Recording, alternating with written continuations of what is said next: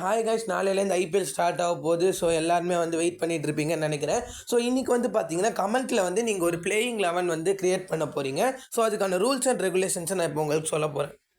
Rules ரொம்பவே simple தான் guys. So rules பார்த்தீங்கன்னா ஐபிஎல் 2025 இருக்கிற 10 டீம்லேருந்து ஒரு டீம்லேருந்து ஒரு பிளேயராக 10 பிளேயர் எடுத்துக்கோங்க. அப்புறம் 11வது பிளேயர் அண்ட் இம்பேக்ட் பிளேயர் வந்து பார்த்தீங்கன்னா உங்களுக்கு பிடிச்ச டீம்லேருந்து எடுத்துக்கோங்க. அண்ட் உங்கள் பிளேயிங் 11 வந்து பார்த்தீங்கன்னா கண்டிப்பாக 4 பேட்ஸ்மேன் இருக்கணும், 4 பவுலர் இருக்கணும், 2 ஆல்ரவுண்டர் இருக்கணும், ஒரு விக்கெட் கீப்பர் இருக்கணும். அண்ட் ஓவர்சீஸ் பிளேயர் வந்து பார்த்தீங்கன்னா நீங்கள் எத்தனை பிளேயர் வேணால் எடுத்துக்கோங்க. ஓவர்சீஸ்னால் ஃபாரின் பிளேயர்ஸ் வந்து எத்தனை பிளேயர் வேணால் எடுத்துக்கலாம் உங்கள் பிளேயிங் 11. அப்புறம் வந்து பார்த்தீங்கன்னா நீங்கள் உங்கள் பிளேயிங் 11 கீழே கமெண்ட் பண்ணிடுங்க. நாளைக்கு என்னோட பிளேயிங் 11 நாளைக்கு வீடியோவில் சொல்லுவேன். ஸோ என்னோட பிளேயிங் 11 உங்களோட பிளேயிங் 11 ஒரே பிளேயர்ஸ் வச்சுருந்துச்சுன்னா உங்கள் கமெண்ட்டை வந்து பார்த்தீங்கன்னா நான் வந்து நாளைக்கு வீடியோவில் காமிச்சு உங்களுக்கு ஒரு ஷவுட் அவுட் கொடுப்பேன். ஸோ மறக்காமல் இந்த வீடியோ பார்த்துட்டு உங்களுக்கு பிடிச்சிருந்தா லைக் பண்ணிட்டு நம்ம சேனலை சப்ஸ்கிரைப் பண்ணிட்டு மறக்காமல் உங்களோட பிளேயிங் 11 கீழே கமெண்ட் பண்ணிடுங்க.